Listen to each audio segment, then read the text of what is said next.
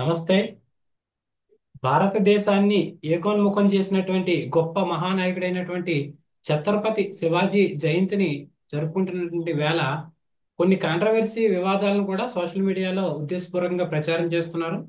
మరోవైపు సినిమా పరిశ్రమలో చావా సినిమా అనేటువంటిది ఒక ట్రెండ్ సెట్టర్ గా నిలిచి యువతను ఆకట్టుకుంటుంది. ఈ విషయాల్ని చర్చించేందుకు సామాజికవేత్త అయినటువంటి దిగ్గజ పాత్రికేయులైనటువంటి డాక్టర్ అన్నదాన సుబ్రహ్మణ్యం గారు మనతో ఉన్నారు. నమస్తే అండి. నమస్కారం అండి. ఈ ఛత్రపతి శివాజీ గారి జయంతి వచ్చినప్పుడల్లా సోషల్ మీడియాలో ఒక అంశాన్ని ప్రచారంలోకి తీసుకొస్తున్నారండి. ఆయన పట్టాభిషేకం టైంలో ఆయన శూద్రుడు కాబట్టి పట్టాభిషేకం చేయడానికి బ్రాహ్మణులు నిరాకరించారు. ఆయన్ని నీచడి కింద స్థాయిలోనే చూసింది హిందూ సమాజం అనేటువంటి అంశాన్ని పదే పదే ప్రచారం తీసుకొస్తున్నారండి. ఇది ఎందుకు జరుగుతోంది? ఇందులోని వాస్తవాలు ఏంటి? సాధారణంగా ఒక మహాపురుషుడికి సంబంధించినటువంటి జయంతి కానీ, వర్ధంతి కానీ, లేకపోతే పట్టాభిషేకం కానీ ఇటువంటివి జరుగుతున్నప్పుడు అసూయాపరులైనటువంటి వాళ్ళు భారతదేశంలో ఒక భారత జాతీయ నాయకుడిని ఒక అంతర్జాతీయ నాయకుడిగా గుర్తింపు తీసుకొచ్చేటువంటి ప్రయత్నం జరుగుతున్నటువంటి సమయంలో వీళ్ళెవ్వరూ కూడా మంచిని ప్రచారం చేయటానికి మనసొప్పనటువంటి వాళ్ళు. రెండోది, రాజకీయం అన్న తర్వాత ఆంతరంగికమైనటువంటి శత్రువులు వీళ్ళు కూడా ఉంటూ ఉంటారు. పదవి రాజ్యాధికారము అన్నప్పుడు బాహ్య శత్రువులు ఉంటారు, ఆంతరంగిక శత్రువులు ఉంటారు. శూద్రుడు అనేటువంటిది ఎక్కడా కూడా శివాజీ జీవితంలో వారి జీవిత చరిత్ర అంతటిలో కూడా ఎవ్వరూ వేలెత్తి చూపినటువంటి పాపం పోలేదు.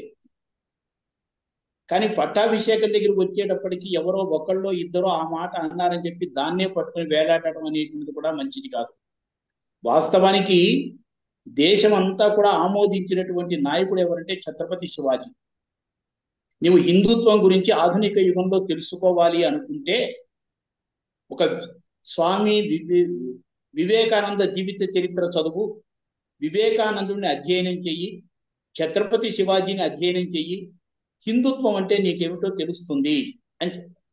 కాబట్టి హిందూ సమాజంలో ఛత్రపతి శివాజీ ఒక సమర్థుడైనటువంటి నాయకుడు, ఒక పరిపాలనలో ఆదర్శము చూపించినటువంటి వ్యక్తి. ఒక్క మాటలో చెప్పాలంటే ఆదర్శం అంతా మూర్తి భవించినటువంటి వ్యక్తి. సంపూర్ణ హిందూ సమాజము స్వాగతించినటువంటి వ్యక్తి ఛత్రపతి శివాజీ. ఆయన పట్టాభిషేకానికి బ్రాహ్మణులు ఎవరు తిరస్కరించరా. కాశీ పట్టణం నుంచి బాలం భట్టు, గాంగ భట్టు అనేటువంటి ఇద్దరు వేద పండితులు వచ్చారు పట్టాభిషేకం జరపటం కోసం. గంగా జలాలు తీసుకుని వచ్చారు. 16 మంది ముత్తైదువులు హారతులు పట్టారు.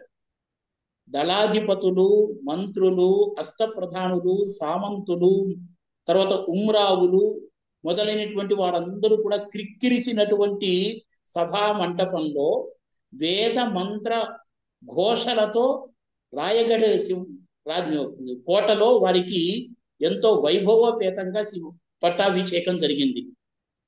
తర్వాత నిరాఘాటంగా ఒక ఆదర్శమైనటువంటి పరిపాలనను చూపించారు. ఛత్రపతి శివాజీ సుమారుగా ఒక 36 సంవత్సరాల పరిపాలనా కాలం కొనసాగింది వారిది. ఎంతో ప్రపంచానికే ఆదర్శప్రాయమైనటువంటి ఒక సుపరిపాలనను, సురాజ్యాన్ని అందించినటువంటి వ్యక్తి ఛత్రపతి శివాజీ.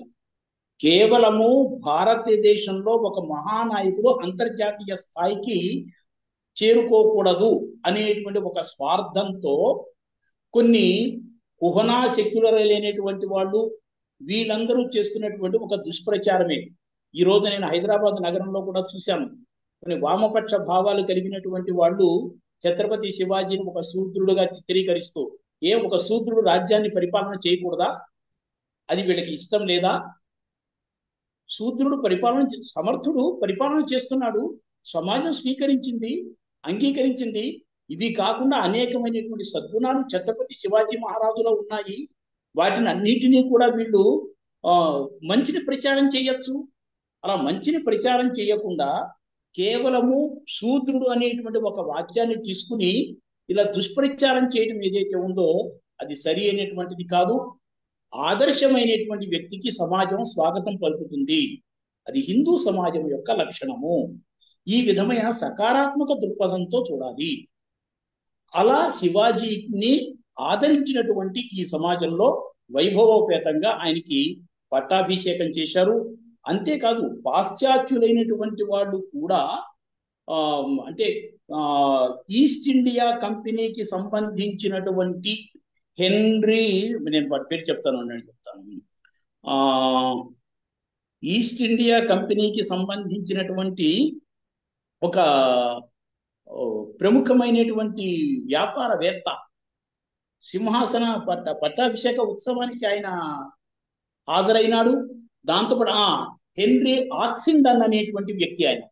హెన్రీ ఆక్సిండన్ అనేటువంటి వ్యక్తి ఈస్ట్ ఇండియా కంపెనీ తరఫున పట్టాభిషేక ఉత్సవ వేడుకలకు ప్రతినిధిగా వచ్చి పాల్గొన్నాడు.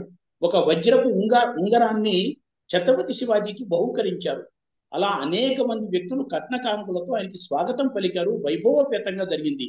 కేవలము ఈ కాంట్రవర్షియల్ తీసుకురావటము, శూద్రుడు అనేటువంటి ఒక కుల భేదాన్ని ప్రచారం చేయటము, హిందూ సమాజం సంఘటితం కావటము, హిందూ సమాజం శక్తివంతం కావటము, జాతీయ భావన వ్యాప్తి చెందటము అనేది ఇష్టం లేనటువంటి కేవలము ఒక దుష్ట పన్నాగంతో, ఒక దుర్బుద్ధితో చేసేటువంటి ప్రచారం తప్ప శివాజీకి ఉన్నటువంటి ఒక గొప్పనైనటువంటి వ్యక్తిత్వము, ఆయన పరిపాలనా దక్షత, సంపూర్ణ సమాజాన్ని అంతటిని కూడా కలుపుకుని నిరాఘాటంగా సమాజ రాజ్యాన్ని పరిపాలించినటువంటి వ్యక్తిత్వాన్ని స్వాగతం పలకాలి. ఇది ఆదర్శంగా చూపించాలి సమాజానికి. ఇప్పుడు వచ్చినటువంటి ఈ చావా సినిమా ఏదైతే ఉందో, చావా సినిమా చూసిన తర్వాత ఎక్కువ మంది శివాజీ గురించి తెలిసినటువంటి ప్రయత్నం చేస్తున్నారు, అలాగే సంభోజీ గురించి కూడా తెలిసినటువంటి ప్రయత్నం చేస్తున్నారు. ఇప్పుడు ఈ ఇద్దరిలోనూ కూడా ఎవరు గొప్పవారు, అసలు ఈ ఇద్దరిలో ఉన్నటువంటి గొప్ప లక్షణాలు ఏంటి, ఏ లక్షణాలని మనం బాగా దీన్ని గమనించాల్సి ఉంటుందండి? ఎవరి గొప్పతనం వారిదే. శివాజీ సంపూర్ణ వ్యక్తిత్వం వికసించినటువంటి వ్యక్తి. శివాజీ యొక్క వారసుడే శంభాజీ. పులి కడుపున పులే పుడుతుంది, పిల్లి పుట్టదు. కాబట్టి ఛత్రపతి శివాజీ ఎంతటి పరాక్రమము, సామ్రాజ్య రక్షణ, ఈ విధమైనటువంటి భావన ఉన్నదో, జాతీయ శీలము అనేటువంటి భావాలు ఉన్నాయో, శంభాజీ కూడా వాటిని పునికి పుచ్చుకున్నటువంటి వాడే. అయితే మీరు చెప్పినటువంటి చావా సినిమా ఏదైతే ఉందో నేను చూడలేదు. అందులో ఏ విధమైనటువంటి విషయాలు ఉన్నాయో నాకైతే పెద్దగా తెలీదు. అయినప్పటికీ కూడా మీరు ప్రశ్న వేశారు కాబట్టి, శంభాజీ కూడా శివాజీ లాగా పరాక్రమోపేతుడు. శివాజీ అనంతరము హిందవీ స్వరాజ్యము మొఘలాయుల చేతుల్లో వెళ్లకుండా ఉండటం కోసం అని చెప్పి చాలా ప్రయత్నం చేసినటువంటి వ్యక్తి. శంభాజీ తర్వాత అతని సోదరుడు రాజారాం కూడా తమిళనాడులో ఉన్నటువంటి జింజీ కోటని రాజధానిగా చేసుకుని రాజ్యాన్ని పరిపాలన చేశాడు. ఇటు ఆంధ్రప్రదేశ్ లో ఉన్నటువంటి హిందూపురం దగ్గర ఉన్నటువంటి లేపాక్షి దగ్గర ఉన్నటువంటి దాన్ని రాజధానిగా చేసుకుని శంభాజీ పరిపాలన చేస్తే, జింజీ కోటను రాజధానిగా చేసుకుని రాజారాం అనేటువంటి అతను పరిపాలన చేశాడు. ఇది శంభాజీ విషయంలో దేశం యొక్క హితం కోసం దేనికైనా త్యాగం చేయడానికి సంసిద్ధత కలిగినటువంటి వ్యక్తి శంభాజీ. అయితే కొన్ని దురలవాట్లు కలిగినటువంటి వాడు అని చెప్పి కొంత ప్రచారం ఉన్నది. మహారాష్ట్ర ప్రాంతంలో ఉన్నటువంటి చారిత్రక గ్రంథాలలో ఎక్కడా కూడా ఆయన అలాంటి లక్షణాలు కలిగినటువంటి వాడు అని చెప్పి మాత్రం ఎక్కడా రాయలేదు.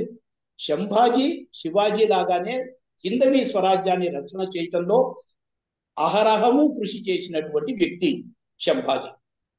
ఇప్పుడు శివాజీ గారి జీవిత చరిత్రలో కానీ లేదా సంభాజీ జీవిత చరిత్ర కానీ చూసుకున్నప్పుడు, మన తెలుగు రాష్ట్రాలతో అనుబంధం ఉంది, ఇక్కడ పుణ్యక్షేత్రాలను సందర్శించారని లేదా ఇక్కడ కోటల్లో ఉండి పరిపాలన చేశారని కూడా చెప్తూ ఉంటారండి. ఈ తెలుగు రాష్ట్రాలతో అనుబంధం ఏంటండి? శివాజీరాజు పరిపాలన చేసేటువంటి సమయంలో ఇక్కడ నైజాం రాజ్యం ఉంటూ ఉండేటువంటిది. అబుల్ హసన్ తానిషా, కులీ కుతుబ్ షా వంశస్థులు అబుల్ హసన్ తానిషా పరిపాలన చేస్తూ ఉండేటువంటి వాడు. కర్ణాటక జైత్రయాత్రకు వెళుతుండేటువంటి సమయంలో శ్రీశైల దర్శనం చేసుకోవాలనేటువంటి ఒక భవానీ మాత దర్శనం చేసుకోవాలనేటువంటి ఆకాంక్ష ఛత్రపతి శివాజీలో ఉండేది. ఎందుకంటే భవానీ భక్తుడు ఆయన. అప్పటికే శివాజీ యొక్క ప్రతిభ, పరాక్రమము, అతని యొక్క పరిపాలన, అతని యొక్క వ్యక్తిత్వము ఇదంతా కూడా దశ దిశలా వ్యాపించి ఉన్నది. అందుకోసం ఆయన హైదరాబాద్ మీదుగా శ్రీశైలం వెళ్ళేటువంటి సమయంలో అబుల్ హసన్ తానిషాకి ప్రతినిధిగా అక్కన్న మాదన్నలు ఇద్దరు కూడా వారికి స్వాగతం పలికారు. ముఖ్యంగా మాదన్న మంత్రి స్వాగతం పలకటంలో ప్రధానమైనటువంటి పాత్ర పోషించాడు. ఆ తానీషా శివాజీల యొక్క సంగమనాన్ని ఏర్పాటు చేశాడు. మాదన్న మంత్రి యొక్క ఇంట్లోనే శివాజీ ఆతిథ్యాన్ని కూడా స్వీకరించాడు. వాళ్ళిద్దరి మధ్య కూడా సంభాషణలు జరిగాయి. శివాజీ యొక్క వ్యక్తిత్వము, పరమత గౌరవము, పరస్త్రీల పట్ల వారికి ఉండేటువంటి గౌరవము, వీటినన్నిటినీ కూడా విని కులీ కుతుబ్ షా వంశస్థులు ఆ రోజున ఉన్నటువంటి అబుల్ హసన్ తానీషా ఎంతగానో ప్రశంసించారు శివాజీని. ఆ రోజున ప్రశ్న వేస్తూ ఉంటారు, చరిత్రలో చెప్తూ ఉంటారు. గజ సైన్యం గురించి శివాజీని అడిగితే అబుల్ హసన్ తానీషా తన గజ సైన్యాన్ని చూపించి, శివాజీ మహారాజు మీ దాంట్లో గజ సైన్యం ఉన్నదా అని ప్రశ్నించాడు. ఓ, నా దగ్గర గజ సైన్యం ఉన్నది, నా వెనకనే ఉన్నది ఆ గజ సైన్యం అంతా కూడా. ఏది అంటే రేపు మైదానంలోకి దింపించండి అని చెప్పి శివాజీ ఎంతో స్వాభిమానంగా సగర్వంగా చెప్పారు. మైదానంలో మరుసటి రోజున ఆ కులీ కుతుబ్ షా వంశీ అబుల్ హసన్ తానీషా వాళ్ళ ఏనుగులలో ఒక మంచి బలమైనటువంటి ఏనుగును రంగంలోకి దింపితే అప్పుడు యశాజీ కంక్ అనేటువంటి తన అనుచరుణ్ణి ఛత్రపతి శివాజీ ఏనుగుతో యుద్ధం చేయమని ఆజ్ఞాపించాడు.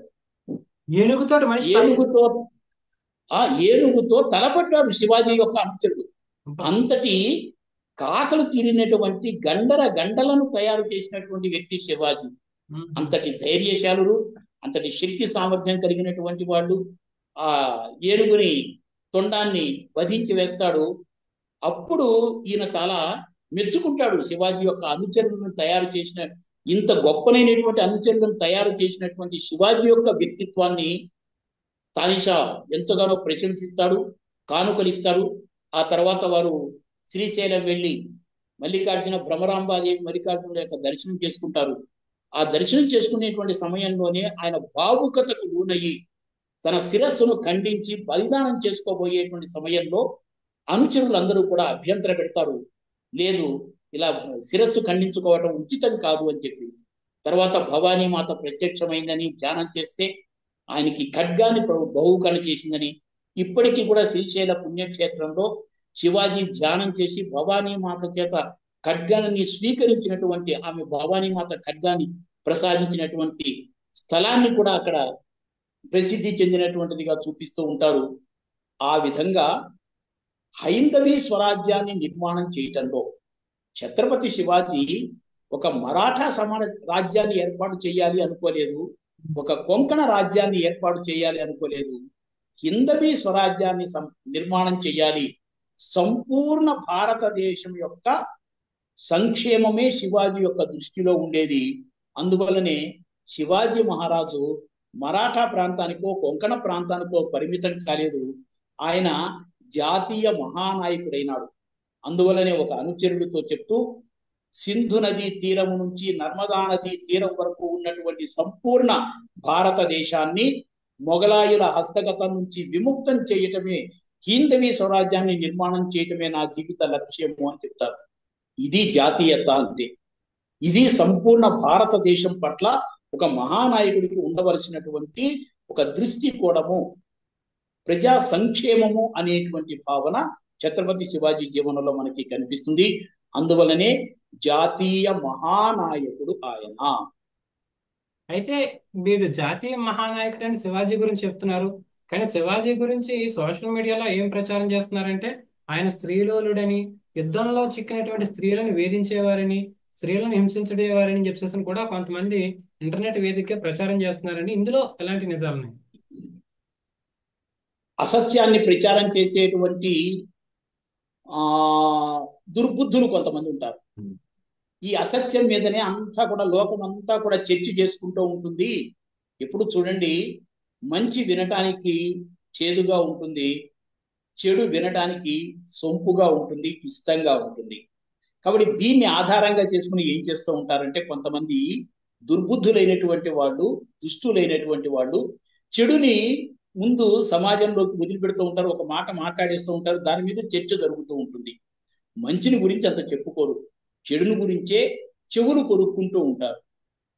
అలా హిందూ సమాజంలో ఒక గంగి గోవు లాంటి పాల కడలిలో విష బిందువులో ఉప్పరాల్లో విరజిమ్మేటువంటి దుస్తులు చేసేటువంటి ఒక కుట్ర ఇది. శివాజీ స్త్రీలోనుడు కాదండి. స్త్రీలను తల్లిగా భావించినటువంటి దానికి ఆదర్శం ఎవరు అంటే ఛత్రపతి శివాజీని ముందుగా చెప్పుకోవచ్చు. ఎందుకు మీకు చరిత్రలో చిన్న ఉదాహరణ చెప్తా. శివాజీ రాజ్యంలో రాంఝు అనేటువంటి ఒక గ్రామం ఉన్నది. ఆ గ్రామానికి సంబంధించినటువంటి పటేలు ఆ గ్రామానికి సంబంధించినటువంటి స్త్రీని బలాత్కారం చేస్తే వెంటనే ఆ వ్యక్తికి కాళ్ళు చేతులు నరికించేటువంటి శిక్ష విధించాడు. ఎందుకంటే స్త్రీలను తల్లిగా భావించడం అనేటువంటిది హిందూ ధర్మం యొక్క లక్షణం. అలాంటి హిందూ ధర్మ లక్షణము మూర్తిభవించినటువంటి వ్యక్తి ఛత్రపతి శివాజీ. మీకు ఇంకొక ఉదాహరణ చెప్తా.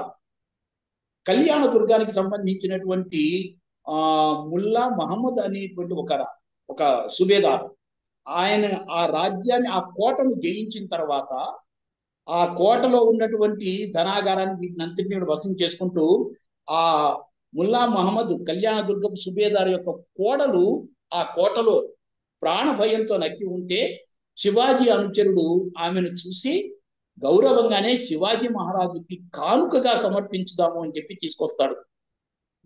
రాజ్యంలోకి వచ్చిన తర్వాత మీకు ఒక బహుమానాన్ని తీసుకొచ్చాను, కానుకను తీసుకొచ్చాను అని చెప్పి ఆ ముల్లా కోడల్ని బహుమానంగా ఇస్తే వెంటనే శివాజీ ఆగ్రహోద గురవుతాడు.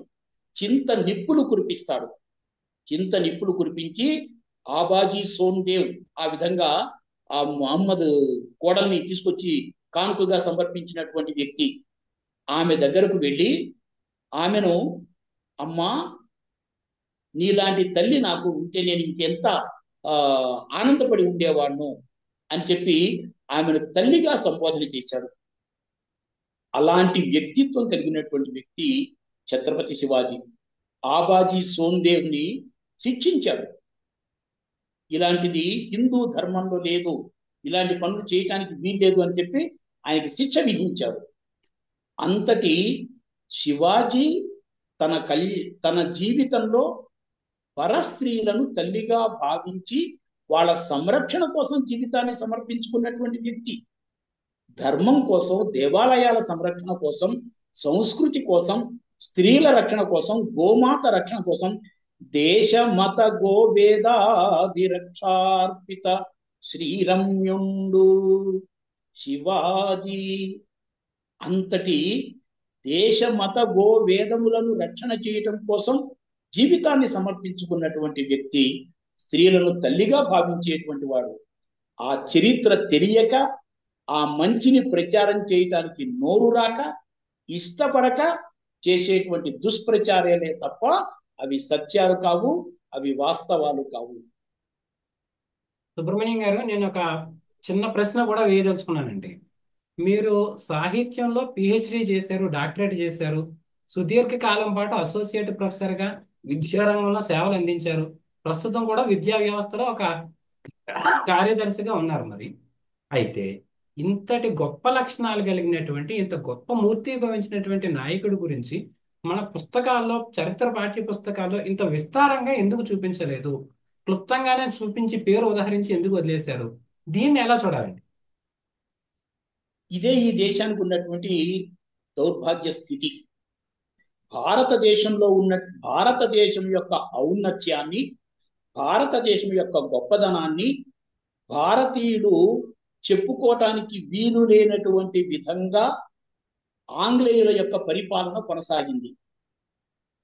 ఆంగ్ల భాషా వ్యామోహంలో కావచ్చు, ఆంగ్ల జీవన శైలి వ్యామోహంలో కావచ్చు, కుహనా సెక్యులరిస్టులు, ఆంగ్ల మానసపుత్రులు ఈ దేశంలో తయారైపోయినారు.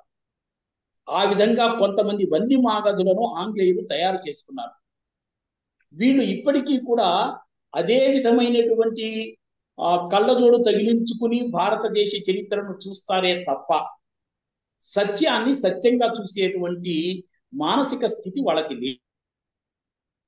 ఏమిటంటే, దేశానికి స్వతంత్రం వచ్చినప్పటికీ కూడా చరిత్రలను ఆంగ్లేయులకు అనుకూలంగానో, ఆంగ్ల భాష, ఆంగ్ల సంస్కృతి, ఆంగ్ల చరిత్ర ప్రభావంతోనూ రాయటం ప్రారంభించారే తప్ప భారతదేశ చరిత్రను, యథార్థమైనటువంటి చరిత్రను, ఒక ప్రేరణను, ఒక స్ఫూర్తిని, ధృతి ఉత్సాహములను అందించేటువంటి భారతీయ జాతీయ నాయకుల యొక్క చరిత్రను చరిత్ర గ్రంథాలలో ప్రవేశపెట్టడానికి వీళ్ళకి మనసొప్పల. ఎందుకంటే జాతీయత, తన స్వ అనేటువంటి తత్వాన్ని ఏమాత్రము స్వీకరించలేనటువంటి వాడు వీళ్ళు. ఏదో అంతర్జాతీయమైనటువంటి దృక్పథము అనేటువంటి పేరుతో జాతీయతను సంకుచితంగా భావించేటువంటి సంకుచిత మనస్కులు వీళ్ళు. కాబట్టి ఇలాంటి మహాపురుషులకు చరిత్రలో స్థానాన్ని కల్పించకుండా ఒక కుట్ర పన్నారు. అయితే పొరుగింటి శివాజీ గారి చరిత్ర నుంచి కానీ, సంభాజీ గురించి చరిత్ర నుంచి కానీ, మన ఈ తరం యువత కానీ, విద్యార్థులు కానీ వీళ్ళు తీసుకోవాల్సిన స్ఫూర్తి లక్షణాలు ఏంటి? శివాజీ చరిత్ర నుంచి తీసుకోవటానికి అన్ని కూడా గొప్పనైనటువంటి లక్షణాలే మనకి కనిపిస్తాయి. ఒకటి చూడండి, శివాజీకి అద్భుతమైనటువంటి గురు పరంపర ఉన్నది. ఒక దాదాజీ కొండదేవ్, తర్వాత మన సమర్థ రామదాసు, తల్లి జిజియాబాయి కూడా ఆయనకి ఎంతో బాగా నేర్పించారని చెప్తారు. ఈ గురు పరంపర ద్వారా ఒక ధార్మికమైనటువంటి భావధారను పొందినటువంటి వ్యక్తి. చిన్నప్పటి నుంచి కూడా తల్లి యొక్క పెంపకంలో జిజామాత యొక్క మాతృ నిష్ఠ కారణంగా సాంస్కృతికమైనటువంటి భావధార అందింది. గురు పరంపరతో ధార్మిక భావధార, జిజామాత యొక్క నిష్ఠ, ఆమె పట్ల ఉన్నటువంటి భక్తి శ్రద్ధల కారణంగా ఆమె పెంపకం ద్వారా ఒక సాంస్కృతికమైనటువంటి భావధార, భవానీ భక్తుడు కావటంతో ఆధ్యాత్మికమైనటువంటి భావధార, సామాజికమైనటువంటి పరిస్థితులన్నింటినీ కూడా చూసినటువంటి కారణంగా, స్పందించిన హృదయం కారణంగా శివాజీలో ఉన్నటువంటి వ్యక్తిగతమైనటువంటి ధర్మ వీర నిష్ఠాధార, ఆ ధర్మ వీర రసధార ఏది, వీటన్నిటి యొక్క సమాహార స్వరూపమే ఛత్రపతి శివాజీ. ఇది వారి నుంచి మనం నేర్చుకోగలిగినటువంటి సాంస్కృతిక, ధార్మిక, ఆధ్యాత్మిక, సామాజికమైనటువంటి ధర్మవీర రసధార. వీటినన్నిటినీ కూడా ప్రేరణగా పొందవచ్చు.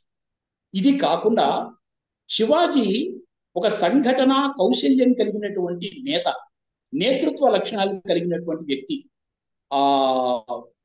పాశ్చాత్య చరిత్రకారులు శివాజీ యొక్క గొప్పదనాన్ని గురించి చెప్తూ అలెగ్జాండర్, జూలియస్ సీజర్లతో పోల్చి చెప్పారు. యుద్ధ వ్యూహంలో నెపోలియన్ ఛత్రపతి శివాజీ అని వర్ణన చేస్తూ ప్రపంచ ప్రఖ్యాతి చెందినటువంటి యుద్ధ తంత్రం కలిగినటువంటి వ్యూహ నిపుణుడుగా ఛత్రపతి శివాజీని ప్రశంసించారు. భారతీయ చరిత్రకారులు, కుహనా లౌకిక చరిత్రకారులు ఉన్నారే, వీళ్ళ కలం ముందుకి నడవల. ఇంత గొప్పవాడు ఛత్రపతి శివాజీ అని చెప్పడానికి వీళ్ళ కలం ఎలా నడిచిందో తెలిసినా, ఈయన ఒక కొండ ఎలుక, మతతత్వవాది, ఇవి రాయడానికే వీళ్ళ కళలు ముందుకు వెళ్ళాయి తప్ప ఇంత గొప్ప యుద్ధ నిపుణుడు అనేటువంటిది రాయడానికి వీళ్ళకి మనసొప్పల. ఇంకొకటి ఏమిటంటే, లిస్బన్ లో పోర్చుగీస్ ఆర్కైవ్స్ ఉన్నది. అంటే ఈ పురాతత్వ శాఖ అనేటువంటిది పోర్చుగీస్ ఆర్కైవ్స్ లో, అందులో గోవాకు సంబంధించినటువంటి గవర్నర్ గారు రాసినటువంటి ఒక లేఖ ఉన్నది. ఆ లేఖలో ఏమున్నదో తెలిసిన, సింధు నది పుట్టిన చోట నుంచి కావేరీ నదీ తీరం వరకు ఉన్నటువంటి భూమినంతటినీ కూడా, భూమిలో విదేశీయులను తరిమికొట్టమే తన జీవిత లక్ష్యంగా ఛత్రపతి శివాజీ చెప్పినట్టు ఆ పోర్చుగీసు గవర్నర్ ఒక లేఖ రాసి పంపించారు.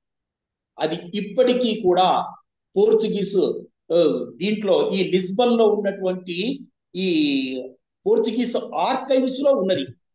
ఈ చరిత్రకారులంతా వెళ్ళి చూసి రావచ్చు దాన్ని. ఛత్రపతి శివాజీ అంటే ఏమిటో తెలిసింది.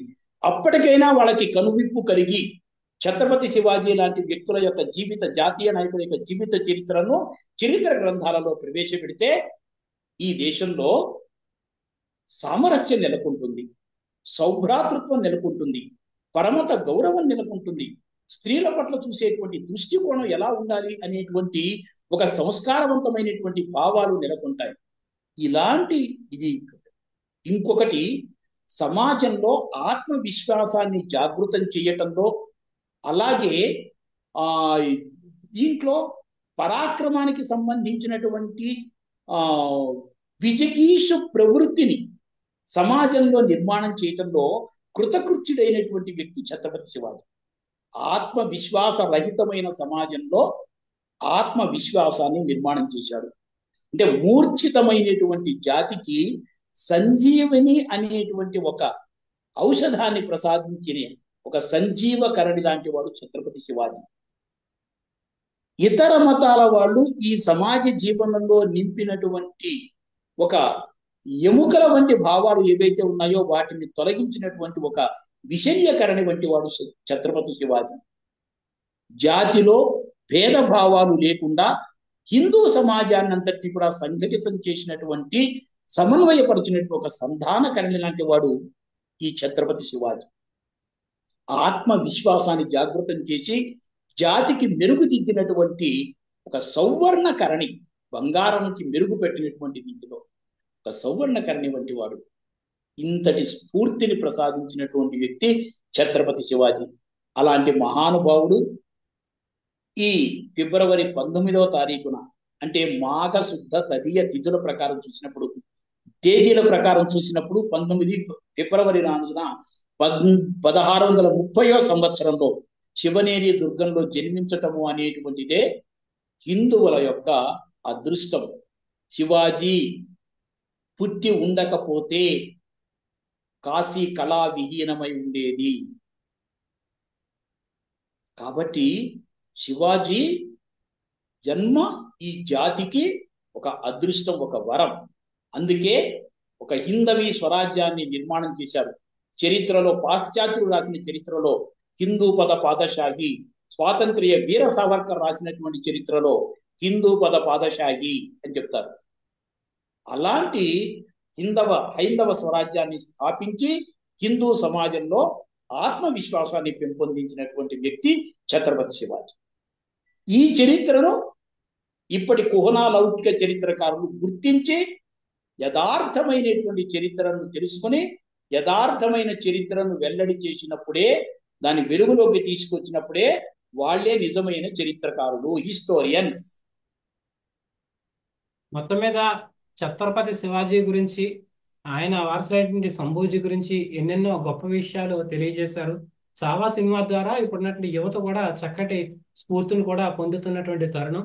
మీకు ధన్యవాదాలండి. నమస్తే. నమస్కారం. Mind Media, the voice of India.